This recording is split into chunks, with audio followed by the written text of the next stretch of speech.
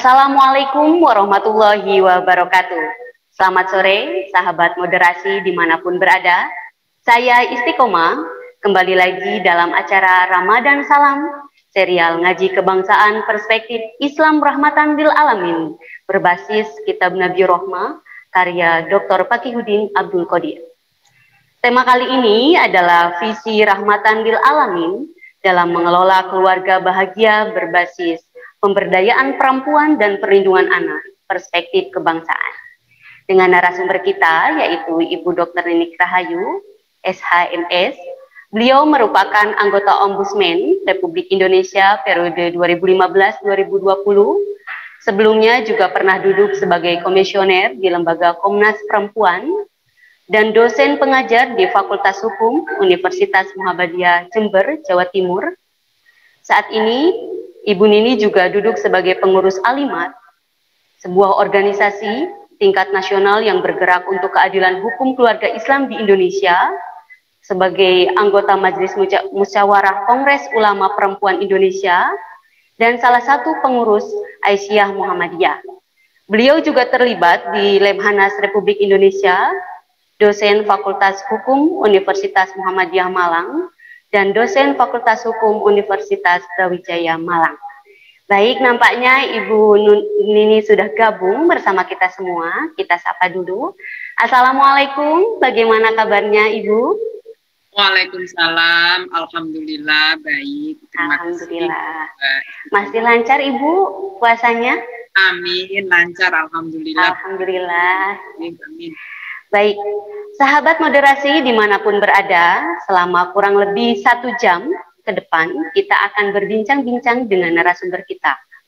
Perlu kita ketahui bersama bahwa dalam kitab Nabi Rohmah mengajarkan kita untuk selalu menanamkan nilai rahmat dan toleran kepada sesama manusia, seperti yang dicontohkan oleh Nabi Muhammad SAW dalam beberapa hadis pada kitab Nabi Rohmah tersebut. Salah satunya dalam Sahih Bukhari Muslim dijelaskan bahwa Nabi sangat memperhatikan orang-orang yang ikut salat bersamanya sebagai makmum. Nabi langsung mempercepat atau meringkas bacaan salatnya ketika mendengar tangisan bayi di belakangnya. Sebagaimana dari Abdullah ibnu Abi Qatadah, dari ayahnya Abi Qatadah, dari Nabi Muhammad SAW berkata, "Aku masuk memulai salat dan ingin memperpanjangnya. Lalu aku mendengar tangis bayi, maka aku persingkat, khawatir mempersulit ibunya bayi yang sedang menjadi makmum salat."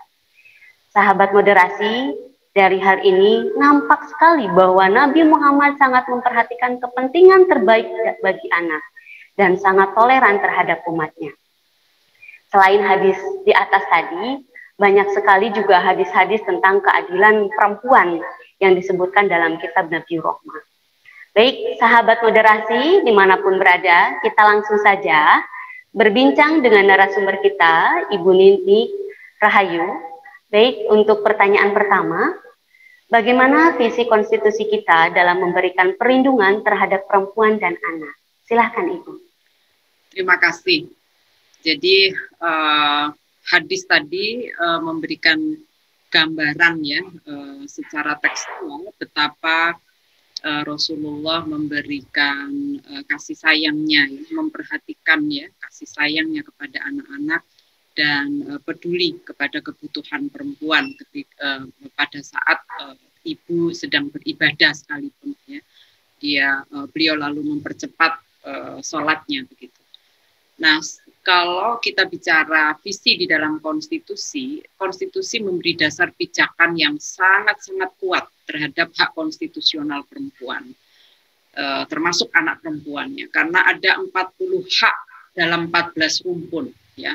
Ada hak atas kewarganegaraan, hak atas hidup, hak atas pengembangan diri, hak atas kemerdekaan pikiran, ya, hak atas kebebasan memilih dan dipilih, hak atas informasi, hak atas penghidupan yang layak, ya, hak atas kepemilikan, hak atas lingkungan yang sehat, hak atas apalagi hak atas berkeluarga, kemudian hak atas kepastian hukum, hak atas keadilan dan bebas dari ancaman. Lalu yang terpenting juga yang perlu diketahui oleh para pemirsa semua adalah hak atas kebebasan dari diskriminasi dan kekerasan, juga hak atas perlindungan, hak atas memperjuangkan hak dan hak atas pemerintahan. Jadi ada 40 hak yang secara konstitusional menjadi legitimasi pemenuhan visi negara Republik Indonesia di dalam memenuhi hak-hak perempuan. Jadi ada 14 hak konstitusional yang terangkum dalam 14 rumpun. Nah, visi di dalam hak konstitusional ini lalu diturunkan di dalam berbagai perundang-undangan ya, dan itu ada milestone kebijakan yang juga sangat banyak ya, yang sudah dikeluarkan oleh pemerintah Indonesia. Misalnya terkait dengan kehidupan yang untuk memastikan anak berhadapan dengan hukum, ada kebijakan yang secara spesifik mengatur tentang perlindungan anak yang sedang berhadapan dengan hukum. Undang-undang yang memberikan perlindungan terhadap anak, ada Undang-Undang Nomor 23 Tahun 2002 yang kemudian diperbaharui dalam Undang-Undang Nomor 14 ya tahun 2017. Lalu ada lagi undang-undang untuk memastikan jangan ada kekerasan terhadap perempuan. Ada undang-undang PKDRT dalam keluarga. Kemudian ada lagi hak sipol ya yang terkait dengan partisipasi perempuan di bidang politik.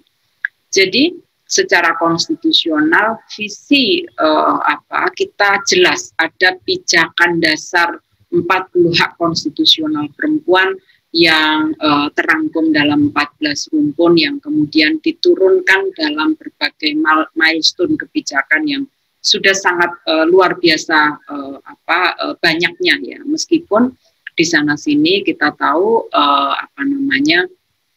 kebijakan-kebijakan ini ada yang kadang-kadang tidak harmonis begitu ya, ada yang implementasinya penegakan hukum aturannya udah bagus tapi kemudian penegakan hukumnya yang masih kurang gitu ya. Tapi secara umum visi dasar kebijakan kita sangat kuat terkait dengan hak konstitusional perempuan. Demikian. Baik, terima kasih Ibu, luar biasa sekali. Ternyata ada 40 hak konstitusi perempuan yang itu disebar ke dalam beberapa undang-undang, dan salah satunya saja untuk anak ada Undang-Undang Perlindungan Anak. Baik, lanjut ke pertanyaan kedua. Bagaimana peluang dan tantangan perempuan di ruang publik? Silakan Ibu.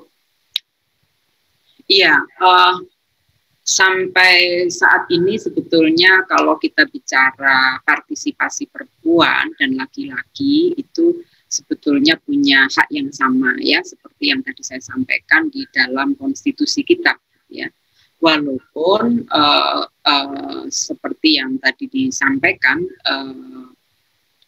tantangan kita cukup besar. Salah satu contohnya ya, dari data BPS tahun 2020 pekerja perempuan itu paling banyak itu justru hanya di urusan tenaga jasa ya, dominasinya masih 58,4% dibanding laki-laki. Kondisi tersebut justru juga naik gitu ya. Sementara 21,66% perempuan itu di tingkat kepemimpinan, jadi masih rendah dibandingkan dengan laki-laki yang angkanya lebih tinggi. Nah, kalau kita lihat secara normatif gitu ya, peluangnya sama, dan itu tadi sudah saya sampaikan di dalam Undang-Undang Dasar 45. Hak atas penghidupan dan pekerjaan yang layak bagi kemanusiaan itu sama buat laki-laki dan perempuan, diatur di dalam pasal 27 ayat 2. Hak untuk bebas dari diskriminatif atas dasar apapun itu juga sama ya bagi laki-laki dan perempuan, karena itu juga diatur di dalam pasal 28I ayat 2. Tetapi seperti kita ketahui, perempuan memiliki tantangan tersendiri. Kenapa? Karena perempuan sebetulnya tidak termasuk rentan. Perempuan itu bukan kelompok rentan, tetapi dia menjadi rentan rentan karena ada diskriminasi gender. Ya. Masyarakat masih, kalau kita bicara diskriminasi gender, kita hanya melihat pada dua hal. Bagaimana perempuan diposisikan dan bagaimana perempuan dikondisikan sampai dengan saat ini. Kalau kita lihat di ruang publik misalnya, sampai saat ini masih menjadi tantangan bagi kita karena ada pandangan-pandangan yang menganggap bahwa perempuan ada pembatasan-pembatasan di ruang publiknya, baik itu soal wilayahnya gitu ya, maupun waktunya gitu. Jadi ini soal kiwama dan wilayah ini memang baik dalam rumah maupun di publik ada pembatasan-pembatasan. Ada kebijakan daerah yang masih memberikan larangan pada perempuan untuk pada jam tertentu ada di ruang publik. Jam 9 misalnya sudah tidak boleh lagi di ruang publik, itu Perda di Tasikmalaya misalnya. Ada kebijakan yang secara tidak tertulis ya, karena secara tertulisnya misalnya masih memberikan kesempatan yang sama untuk pekerjaan laki-laki dan perempuan. Tetapi nanti pada saat penempatan itu sudah ada pembedaan jenis pekerjaan untuk laki-laki, jenis pekerjaan untuk perempuan. Nah ini tantangan bagi perempuan karena dianggap perempuan tidak layak, tidak kapabel, tidak punya kapasitas untuk jenis pekerjaan tertentu di ruang publik. Sehingga jenis pekerjaan itu hanya diberikan kepada laki-laki. Nah biasanya ini terjadi dalam praktek, karena aturannya sebetulnya tidak boleh ada diskriminasi seperti ini, sudah dijamin dalam konstitusi, dijamin juga di dalam Undang-Undang Tenaga Kerja. Tetapi di dalam prakteknya masih kita temukan, ya back office-nya nih, kalau front office-nya selalu dibuka peluang kerja bagi laki-laki dan perempuan, bahkan seringkali diberikan statement, ya diberi kesempatan, diberi peluang, diprioritaskan untuk perempuan sekian persen. Itu secara tertulis ya, front office-nya seperti itu dalam proses rekrutmen. Tetapi ketika back office berbeda lagi, perempuan ternyata tidak diprioritaskan, ya tidak diprioritaskan, dan jarang sekali ada pengawasan yang sampai kemudian memberhentikan atau melarang hal ini kalau tidak diimplementasikan ya. Jadi atau nanti jenis pekerjaannya, yang perempuan jenis pekerjaannya yang C saja, sementara laki-laki jenis pekerjaannya A dan B. Implikasinya adalah jenis pekerjaan A dan B itu mereka dibuatkan kontrak kerja, sementara jenis pekerjaan C tidak diberi kontrak kerja. Nah, karena tidak ada kontrak kerja, maka dia tidak dapat pelatihan, maka tidak dapat gaji tetap, maka tidak dapat tunjangan, dan kemudian potensi untuk diberhentikan sewaktu-waktu sesuai dengan keinginan dari pemberi kerja. Ini masih ada sampai dengan saat ini, ya, di sektor swasta terutama, ya. Beberapa waktu yang lalu saya masih menerima keluhan gitu ya, perempuan yang gemuk, ya, yang berusia sudah di atas 40 tahun, tidak lagi diberi jenis pekerjaan yang menerima klien gitu, yang di front office, dia hanya di belakang. Karena gendut, karena usianya sudah tidak muda lagi, dia tidak diberi kesempatan untuk menerima klien gitu. Jadi dia ditempatkan di belakang. Nah, ini tantangan bagi perempuan. Jadi kalau secara konstitusional hak untuk bebas dari perlakuan diskriminatif, dalam prakteknya masih ada praktek-praktek diskriminasi terhadap perempuan, terutama di ruang publik. Nah, praktek diskriminasi ini juga memicu bentuk-bentuk lainnya, antara lain adalah selain peminggiran di tempat kerja, begitu ya, akses terhadap pekerjaan yang tidak sama dengan laki-laki, juga kekerasan terhadap perempuan, gitu, karena pola relasi yang dibangun adalah bukan kesalinan, bukan kesetaraan, tetapi dominasi satu dengan yang lainnya. Demikian. Baik, terima kasih Ibu. Menarik sekali mengenai peluang dan tantangan perempuan saat ini. Jadi sebenarnya sudah hak perempuan dan laki-laki itu sudah ada secara konstitusi, tapi dalam implementasinya itu sangatlah berbeda-beda karena adanya batasan, adanya diskriminasi, kemudian aturan-aturan yang memang itu dikonstruksi untuk perempuan itu sendiri dari lingkungannya.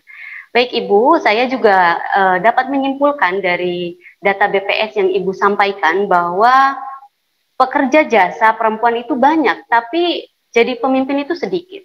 Maka di sini perlu adanya intervensi dari berbagai pihak. Nah, menurut Ibu, kiranya apa yang dapat dilakukan agar ada akselerasi atau percepatan keikutsertaan perempuan dalam karir di level kepemimpinan? Silakan. Terima kasih sekali. Jadi kalau kita memperdebatkan soal isu perempuan dan kepemimpinan ini memang satu tantangan tersendiri ya, bukan hanya konteks kepemimpinan di ruang publik, tapi juga kepemimpinan di ruang privat di dalam keluarga, begitu ya, karena pembatasan kepemimpinan perempuan itu agak tersendat, terutama karena basis kebijakan kita di Undang-Undang Perkawinan, Undang-Undang Nomor 1 Tahun 74. Suaranya ini kurang letakkan secara berbeda antara posisi perempuan dan laki-laki dalam kepemimpinan di dalam keluarga. Nah, dalam konteks isu publik yang tadi karena mengutip data BPS gitu ya, kita rasanya perlu meredefinisikan lagi soal isu afirmasi. Kenapa soal level kepemimpinan perempuan ini walaupun terjadi, tapi dia sangat-sangatlah lamban, ya, sangat lamban, pergerakannya sangat lamban, ya. Kita sudah merdeka 74 tahun begitu ya, tapi kita masih melihat kepemimpinan perempuan baik di level domestik maupun di level publik ini masih tantangan yang luar biasa. Saya menawarkan meredefinisi isu afirmasi. Yang pertama, isu afirmasi, percepatan, afirmasi itu kebijakan khusus sementara untuk percepatan posisi dan kondisi perempuan, itu bukan lagi soal kuota sebagai tujuan semata-mata gitu ya. Tetapi bagaimana menggunakan kuota dan afirmasi ini sebagai instrumen untuk mencapai tujuan dan merespon berbagai persoalan di masyarakat. Karena selama ini kalau kita bicara afirmasi, seakan-akan itu lalu hanya melihat kebutuhan para politisi di DPR, ya. Bagaimana peran dan kedudukan perempuan di birokrasi, atau bagaimana kedudukan perempuan dan laki-laki di di level pemerintahan begitu ya, di pemerintahan itu bisa di legislatif, yudikatif, eksekutif. Sepertinya isu ini hanya berhenti di situ lalu berhenti pula dalam konteks angka. Kuota 30% sudah terpenuhi, tidak terpenuhi itu hanya soal angka.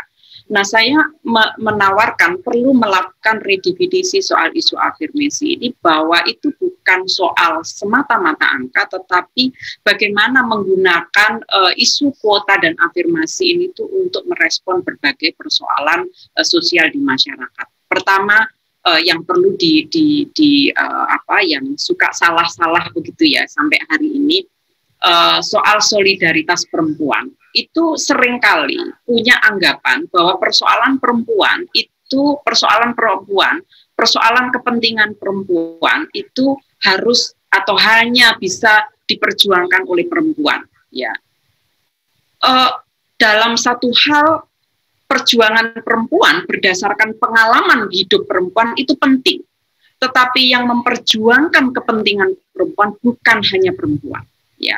Itulah kenapa ulama perempuan itu juga bukan dimaknai perempuan secara biologis ya, tetapi adalah juga laki-laki yang memiliki perspektif, memiliki pengetahuan tentang kebutuhan dan kepentingan sesuai dengan pengalaman perempuan.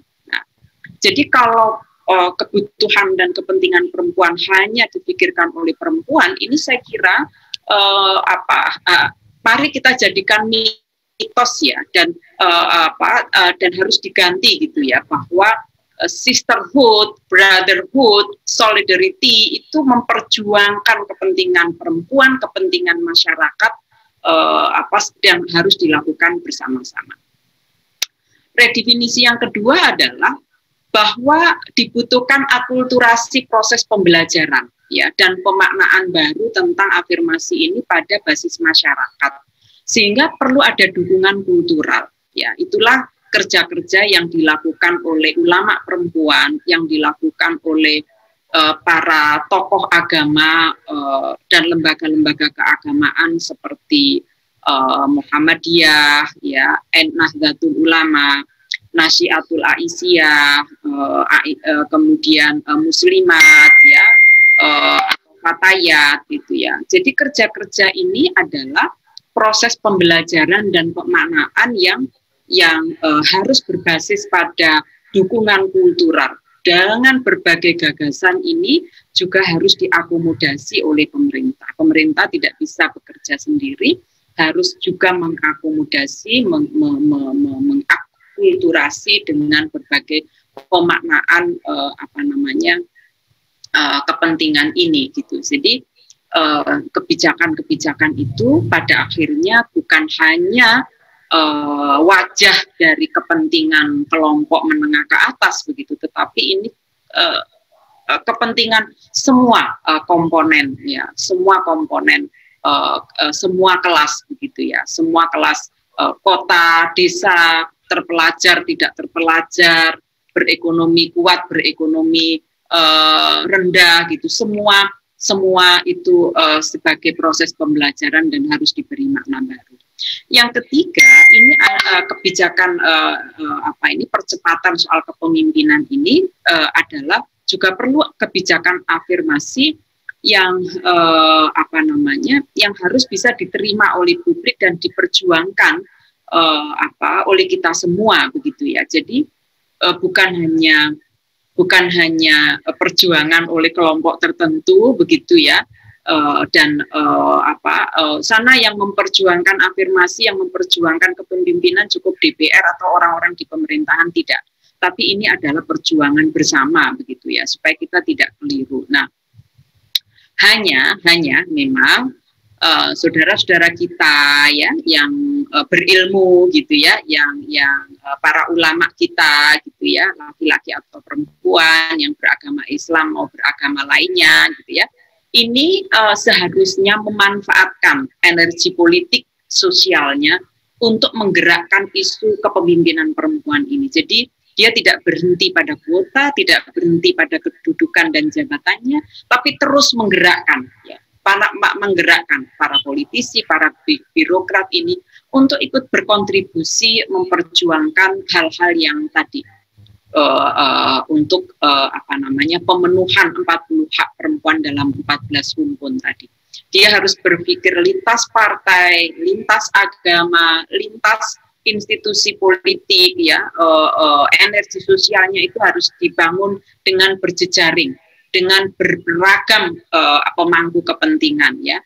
Tentu terus-menerus menggelorakan perjuangan yang plural ya, yang memiliki perspektif kepentingan pada penguatan dan pemenuhan hak-hak perempuan. Demikian.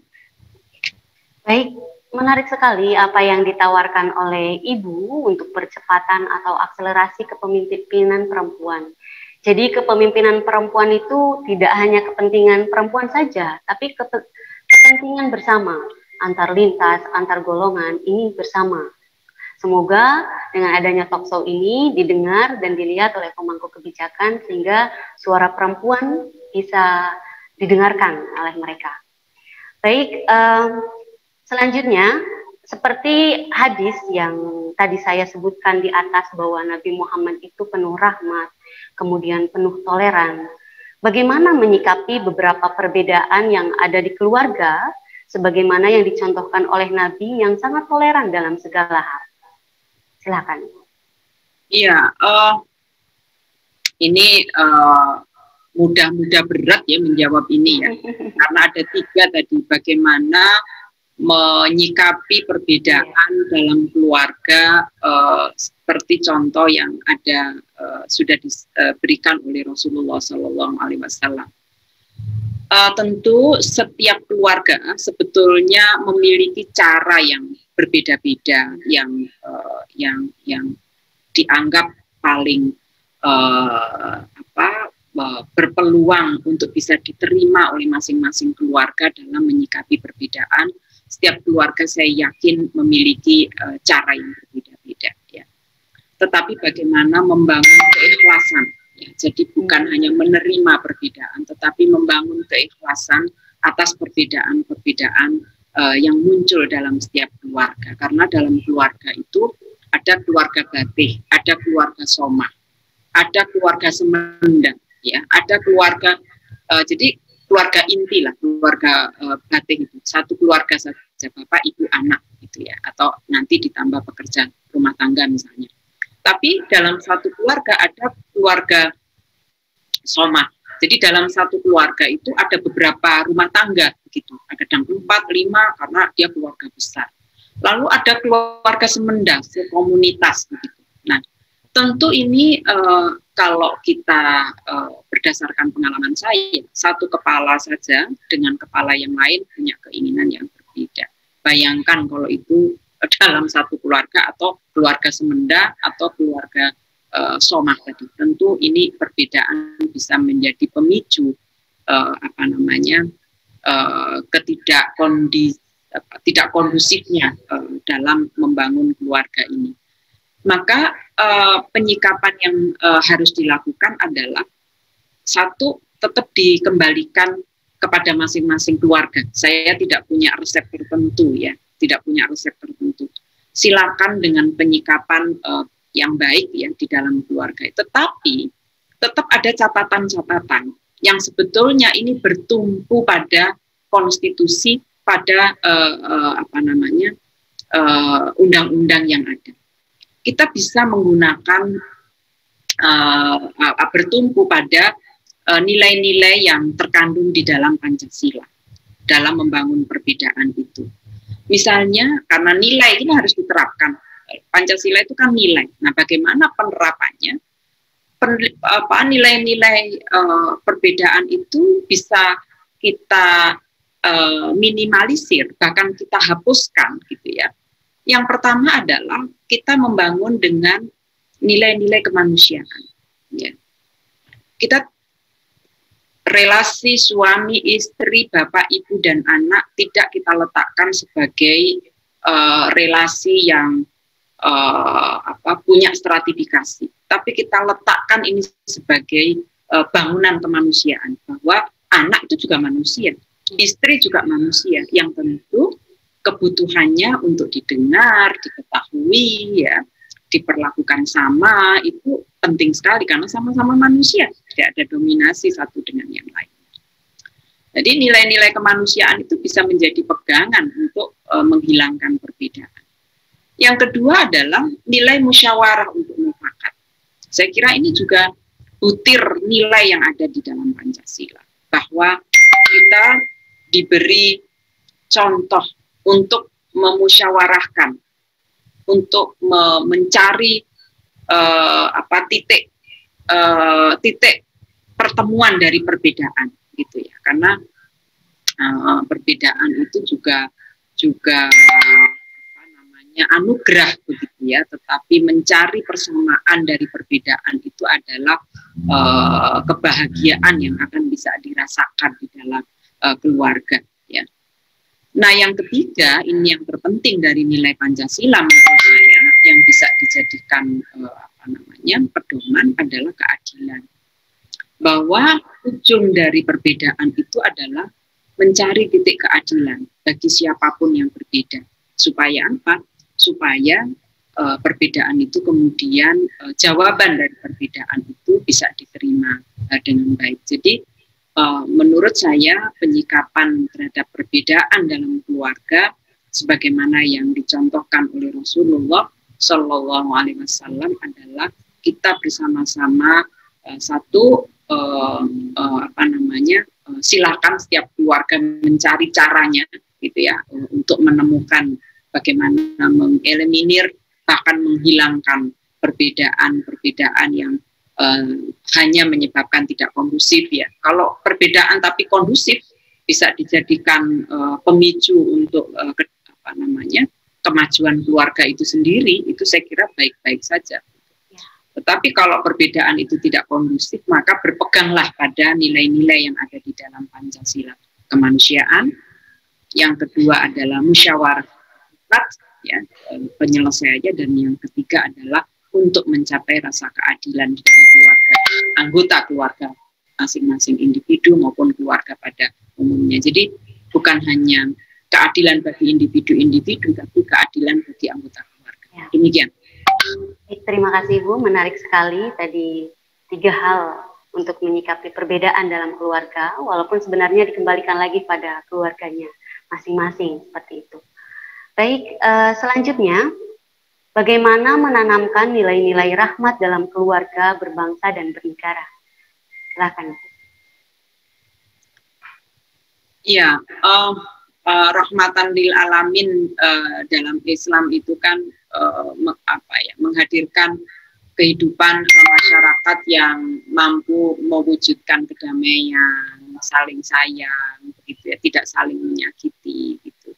Maka ini masih relevan dengan jawaban saya sebelumnya. Sebetulnya rahmatan lil alamin ini bukan hanya untuk hubungan manusia dengan manusia dalam keluarga, berbangsa dan bernegara, tetapi dalam konteks luas itu adalah termasuk dengan alam ya, dengan makhluk hidup lainnya ya, alam maupun hewan gitu. Kita juga harus menghadirkan rasa kasih dan rasa sayang. Makanya tidak boleh semena-mena terhadap alam, tidak boleh semena-mena terhadap tumbuhan gitu ya, karena dia adalah juga bagian dari kehidupan yang harus diberikan rasa kasih dan sayang gitu ya, sehingga semua menjadi sesuatu yang kehidupan yang harmoni. Nah, di dalam keluarga tentu diperlukan strategi saling hubungan yang tidak ada stratifikasi. Jadi tidak mengkondisikan dan tidak memposisikan anggota keluarga satu dengan yang lainnya dengan perbedaan. Ya. Jangan karena mentang-mentang jadi bapak lalu mendominasi. Jangan mentang-mentang menjadi ibu lalu mendominasi.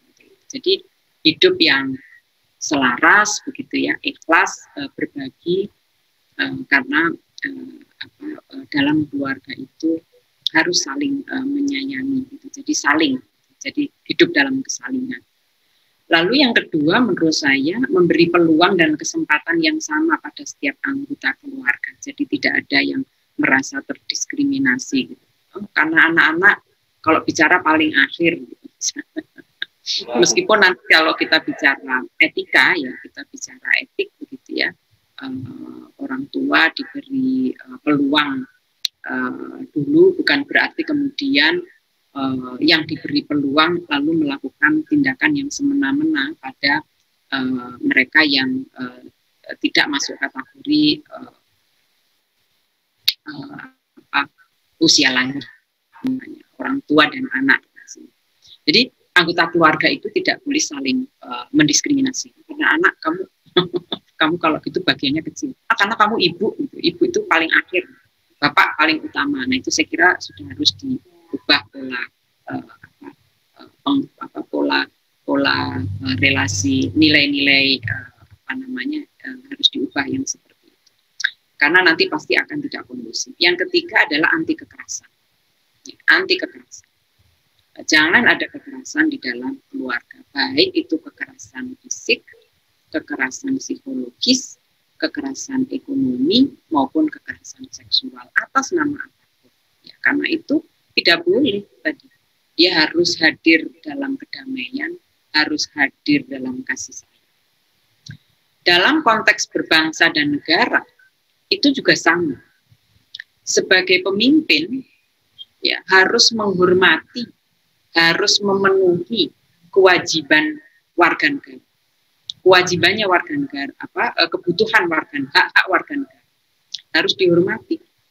Negara tidak boleh mengambil hak yang belum diatur dalam sebuah aturan yang sudah disepakati. Karena negara dan warga masyarakat itu adalah juga kesepakatan-kesepakatan, di mana kesepakatan-kesepakatan itu dituangkan dalam kebijakan. Maka tidak boleh negara, apakah itu eksekutif, legislatif, atau yudikatif, tiba-tiba mengambil hak warga negara. Tidak boleh. Dia harus mewujudkan relasi. Begitu juga warga masyarakat harus juga bisa menjalankan kewajibannya sebagai warga, gitu ya, termasuk sebagai warga negara yang baik, begitu. Jadi ada kesalingan antara negara dan warga masyarakat, gitu. Saling menghormati hak dan kewajiban masing-masing. Nanti negara dalam konteks global, dalam konteks multi negara, begitu ya, maka juga begitu, tidak boleh satu negara kemudian tidak menghadirkan kasih sayang terhadap negara lainnya, tidak boleh ada dominasi, begitu. Maka di dalam pembukaan Undang-Undang Dasar tahun 1945, Bapak Presiden Soekarno bahkan sudah menegaskan, begitu, tidak boleh ada kekerasan, gitu ya, ada dominasi, harus ada pembebasan terhadap individu, pembebasan terhadap negara, bahkan negara-negara lainnya. Jadi tidak boleh menjajah, itu ya, baik dalam keluarga, dalam berbangsa maupun kehidupan bernegara antar negara itu. Jadi makanya kita waktu itu diajak untuk melawan penjajahan, gitu ya, ikut memerdekakan negara lain, begitu. Itu yang sudah dicanangkan oleh Bapak Presiden yang pertama, Bapak Presiden Soekarno. Jadi memang mewujudkan kedamaian dan kasih sayang itu wajib hukumnya, ya, karena sudah tercermin di dalam pembukaan Undang-Undang Dasar kita, gitu ya, membebaskan individu, membebaskan bangsa, dan membebaskan bangsa-bangsa. Itu saya kira founding fathers kita sudah mencanangkan, dan kita penting untuk menjaga. Demikian. Baik. Jadi intinya harus ada kesalingan, kemudian tidak diskriminasi, adanya kebebasan, dan tahu tugas dan fungsinya masing-masing, seperti itu tentunya.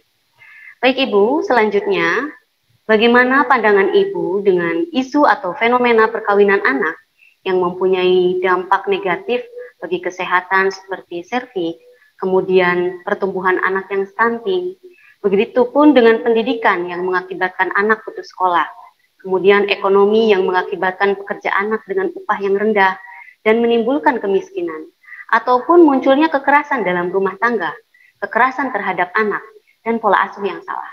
Bagaimana pandangan Ibu terhadap perkawinan anak? Ya, persoalan perkawinan anak ini sebetulnya sumbernya sangat kompleks, ya.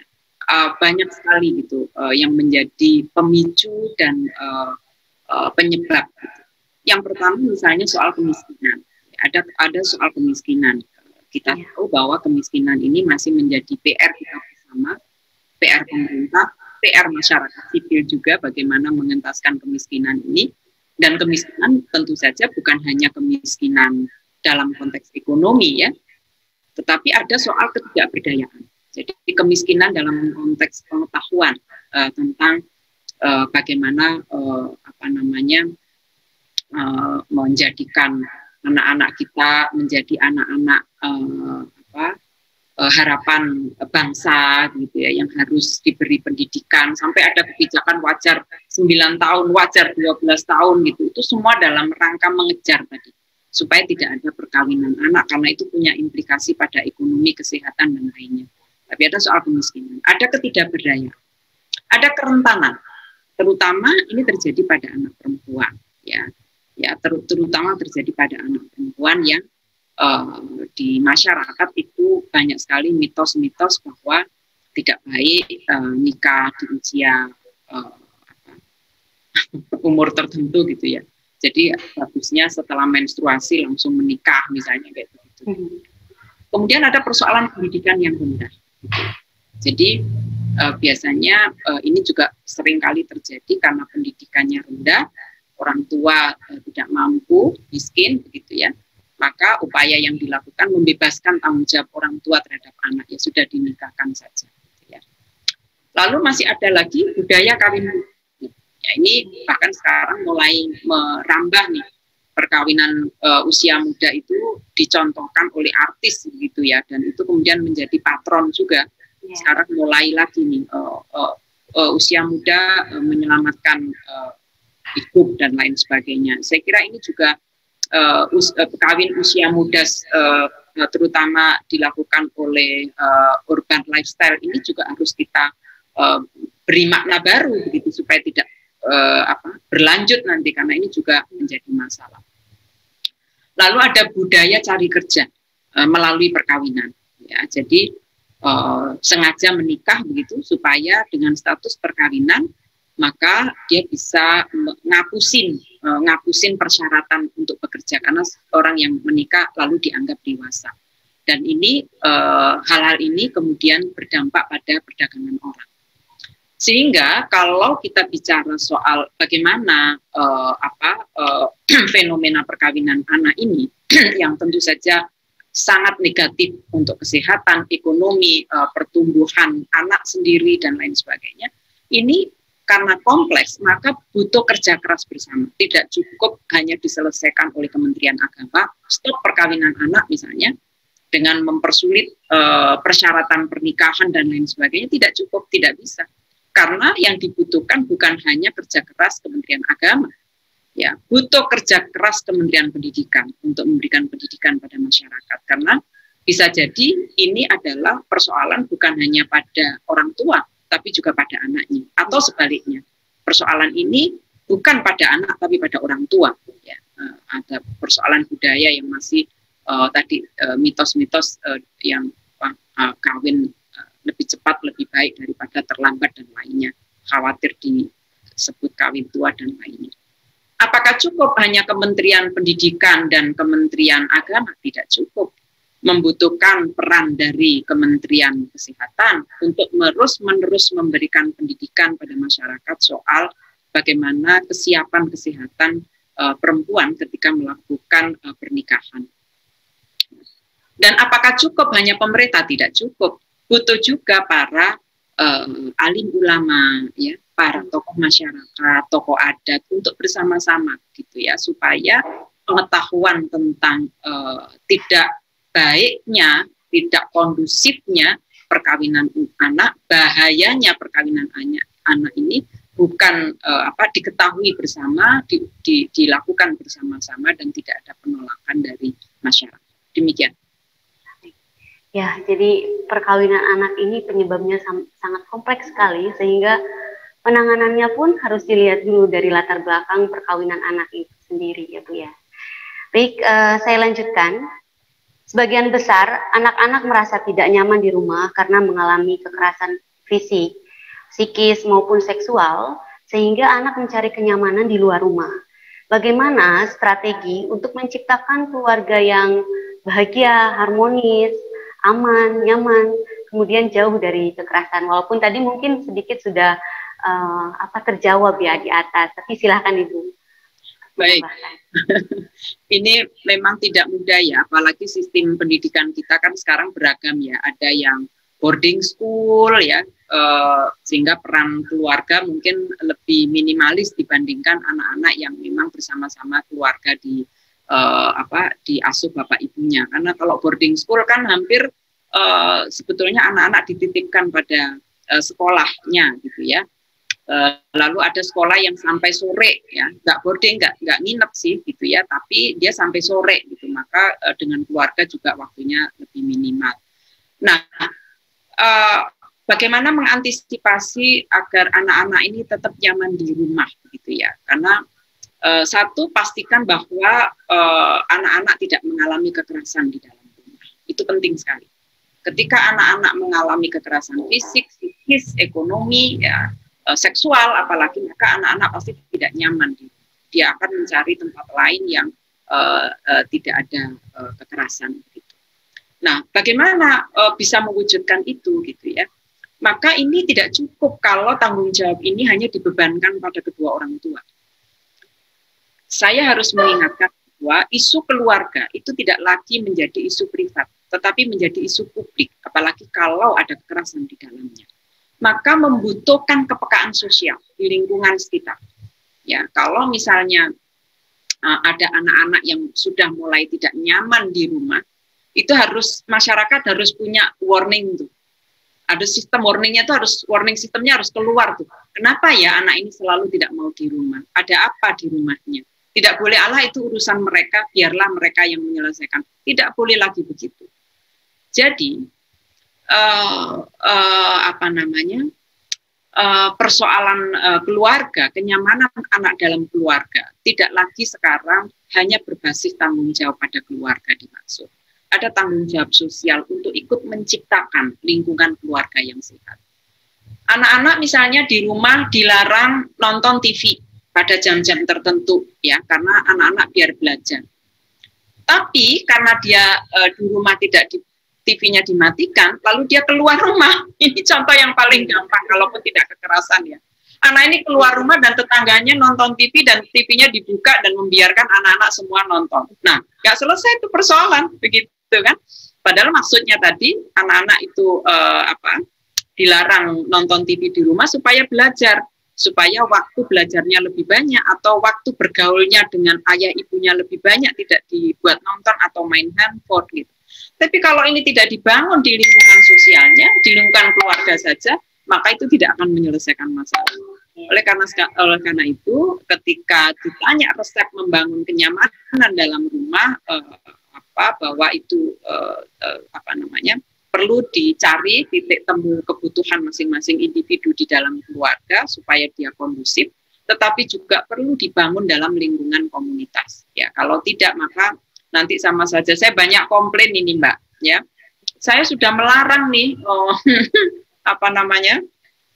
nonton TV, tapi dia pergi ke rumah tetangga katanya gitu. Nah, sampai saya bahkan tidak membelikan TV di rumah supaya anak-anak nggak nonton TV. Pada nonton di rumah tetangga. Ya. Jadi ini memang perlu soal kenyamanan ini, karena kenyamanan itu nggak mudah ya mengukurnya.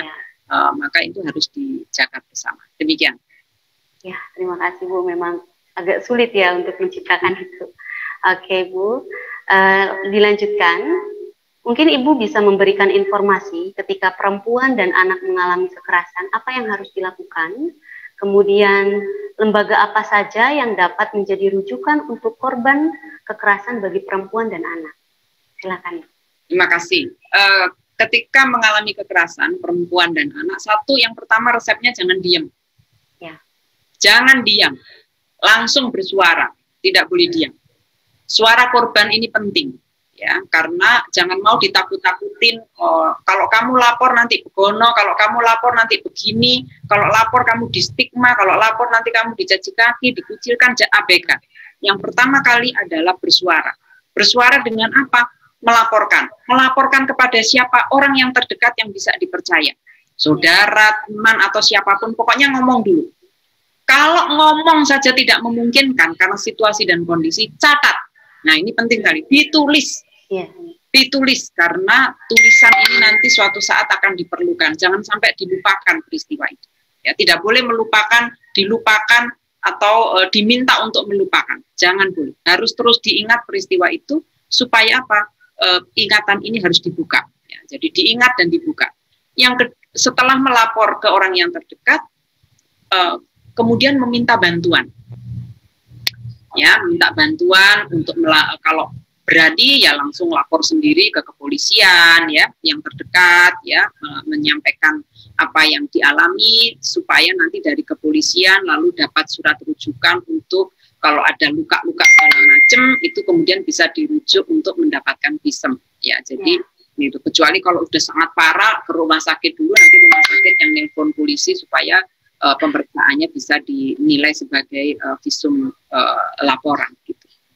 Kalau tidak bisa sendiri, maka bisa minta tolong ke lembaga-lembaga layanan. Pemerintah itu punya P2, TP2A, ya. Masing-masing kabupaten ada. Ada juga forum pengada layanan, itu yang berbasis lembaga masyarakat. Itu ada di hampir 34 provinsi, 550 kabupaten, ada semua, ya saya kira ya. Lalu lembaga-lembaga berbasis keagamaan di pondok pesantren, nyai itu biasanya tempat untuk mengadu, ya, dan itu bisa menerima.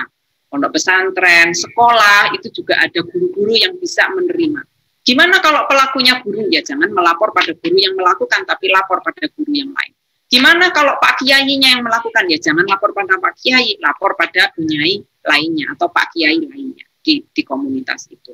Gimana kalau pendetanya yang melakukan? Ya lapor pada pendeta yang lain atau pastor yang lain yang tidak melakukan. Yang penting sudah menyampaikan, jangan dipendam dalam hati. Yang ketiga adalah selain lembaga-lembaga tadi, bisa juga lapor ke lembaga-lembaga layanan pengaduan berbasis online, karena sekarang masa pandemi ya, yang tidak memungkinkan orang sudah mengalami kekerasan, itu kemudian tidak bisa segera cepat keluar untuk melapor. Bisa melakukan pelaporan ke lembaga-lembaga layanan online ya. KPPA itu juga membuka layanan online. Jalastoria itu juga membuka layanan online, ya. LBH API juga membuka layanan online, dan masih banyak lagi yang membuka layanan online. Yang penting tadi, tidak boleh diam, segera melapor kepada orang yang terdekat yang bisa dipercaya, dan minta pendampingan untuk melaporkan pada institusi terkait, supaya tidak terjadi keberulangan. Demikian. Baik, terima kasih Ibu informasinya. Ini sangat bermanfaat sekali bagi perempuan-perempuan yang menjadi korban kekerasan, baik itu tadi cara merujuk ataupun lembaga-lembaga yang menerima rujukan, seperti itu. Terima kasih. Saya lanjutkan Ibu. Ini tentang SKB 3 Menteri ya Bu ya. Bagaimana pandangan Ibu terkait surat keputusan bersama SKB 3 Menteri yang menyatakan bahwa Pemda maupun sekolah tidak diperbolehkan untuk mewajibkan atau melarang murid mengenakan seragam beratribut agama.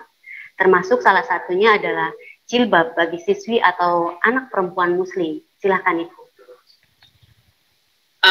Terkait SKB 3 Menteri ini, saya ada dua hal ya Mbak. Yang pertama, saya kira prinsipnya ya, pada prinsipnya saya sependapat dengan pandangan bahwa terkait dengan pemerintah maupun sekolah tidak boleh intervensi soal seragam beratribut agama sebagai seragam sekolah, begitu ya, karena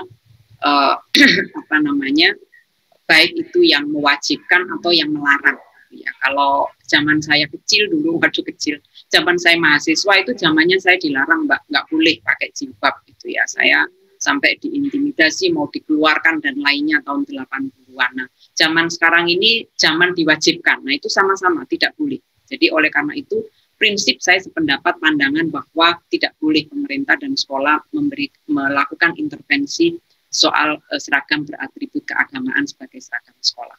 Jadi melarang dan mewajibkan sama-sama tidak boleh.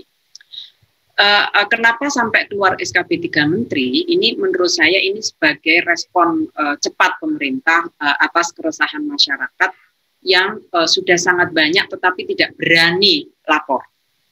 Ya, pada saat saya pimpinan ombudsman, salah satu pimpinan ombudsman, saya menerima pengaduan yang cukup lumayan banyak ya, misalnya kasus di DIY. Memang SKB ini dipicu oleh kasus di Sumatera Barat, tapi sebetulnya awalnya sebelumnya itu banyak sekali, maksud saya sebelumnya banyak sekali. Kasus di DIY di SMP 8 ada siswi yang diwajibkan menggunakan seragam keagamaan pakai jilbab begitu ya. Sementara yang bersangkutan sebetulnya tidak menginginkan. Karena tidak berjilbab maka dia diberi nilai etikanya buruk. Nah, karena etikanya buruk maka nilainya jelek. Nah, susahnya adalah karena dia minoritas tidak berjilbab, hanya 3 atau 4 orang, maka orang tua wali lainnya yang anak-anaknya berjilbab, lalu semua membuat tanda tangan agar mengeluarkan anak yang tidak berjilbab ini. Ini sebetulnya lebih dahsyat kasus ini ya. Ini terjadi pada tahun 2018. Nah, susahnya adalah aturan ini dilegitimasi di dalam pedoman sekolah. Maka kemudian saya coba saya dan teman-teman Ombudsman DIY melihat bagaimana sebetulnya aturannya begitu. Rupanya ini tidak harmonis dengan aturan wali kota. Aturan wali kotanya tidak mewajibkan sama sekali. Peraturan Menteri nomor 14 juga tidak mewajibkan sama sekali. Maka kemudian intervensi yang kami dorong adalah meminta sekolah mengubah pedoman tentang tata seragam sekolah dan minta Kemendikbud, minta Dinas Pendidikan untuk melakukan perubahan pada pedoman sekolah di sekolah-sekolah lain selain SMP 8 Negeri DIY waktu itu. Nah, waktu itu beres, selesai, tidak sampai ribut rame seperti ini karena sekolahnya kemudian merespon mau memperbaiki aturan, Diknasnya juga langsung memanggil para kepala sekolah yang lain untuk melakukan perbaikan kalau misalnya masih belum selaras dengan perwalinya atau dengan Permen nomor 14. Tapi muncul lagi kemudian di Bantul, muncul lagi di Solo, muncul di beberapa muncul dan bullying terhadap anak yang tidak menggunakan pakaian seragam yang dipakai oleh mayoritas karena dibuat dalam buku pedoman itu luar biasa. Tadi dianggap tidak beretika, nilainya jadi buruk begitu. Dicemooh di tiap sekolah, di tiap kelas. Kalau ada kelas ada saja celoteh-celoteh. Sama dengan dulu yang saya rasakan. Waktu saya dilarang pakai jilbab itu juga begitu. Setiap saya mengikuti kuliah ada saja celoteh-celoteh yang disampaikan kepada saya, yang saya katanya pakaiannya kayak ninja lah, yang saya ikut gerakan mendirikan negara Islam lah, macam-macam. Padahal itu saya hanya berpakaian karena saya yakini ini cara berpakaian saya karena sebelumnya saya sudah menggunakan seperti itu. Jadi ini yang ini perwujudan dari penguatan komitmen dan hadirnya negara menurut saya ya. Dan ini selaras dengan tujuan dari Pancasila dan Undang-Undang Dasar 45, biarlah itu soal kebebasan dalam menjalankan tanggung jawabnya secara individu terhadap Tuhannya, kira-kira begitu ya. Nah, ini sekaligus menjadi pintu masuk menurut saya SKP 3 Menteri ini untuk mengevaluasi kebijakan-kebijakan yang lain yang masih senafas seperti ini ya. Di berbagai sekolah umum ya terutama yang seharusnya tidak boleh menerapkan. Di luar itu yang kedua itu yang pertama. Yang kedua saya melihat bahwa SKP ini tetap ada kekurangan dilihat dari sisi legal drafting ya karena saya orang hukum ya saya harus menyinggung ini gitu ya. SKP ini kan fokus pada konstruksi normatif ya membuat aturan-aturan termasuk sanksi. Nah ini yang saya kira penting ya. Di Undang-Undang Nomor 12 Tahun 2011 itu sudah jelas aturan-aturan dalam bentuk apa yang boleh mengatur soal sanksi dan tidak. Nah, di SKP ini mengatur sanksi yang kemudian ini berarti regling, berlaku umum gitu, bukan basic. Nah, ada justifikasinya bahwa ini turunan dari aturan yang lebih tinggi. Tapi sebaiknya membuat aturan-aturan yang ada sanksi ini supaya tidak terjadi kontradiksi interminis gitu ya terhadap aturan-aturan sebelumnya, maka perlu dibuat aturan yang lebih umum, yang regeling lainnya seperti undang-undang ya peraturan presiden ya, peraturan gubernur begitu ya. Atau peraturan menteri begitu karena di situ boleh bentuknya adalah pengaturan bukan keputusan gitu ya supaya tidak ada kondisi yang bertentangan. Yang kedua, jika isi dari SKP ini ada norma-norma yang mengatur soal hak asasi manusia, yang mengatur soal keamanan negara dan mengatur hal-hal yang kepentingan publik lainnya, hendaknya diikuti dengan komitmen untuk menyusun peraturan perundang-undangan yang lebih pasti, sehingga bukan hanya punya nilai kemanfaatan, tetapi juga punya nilai kepastian dan keadilan bagi sesama.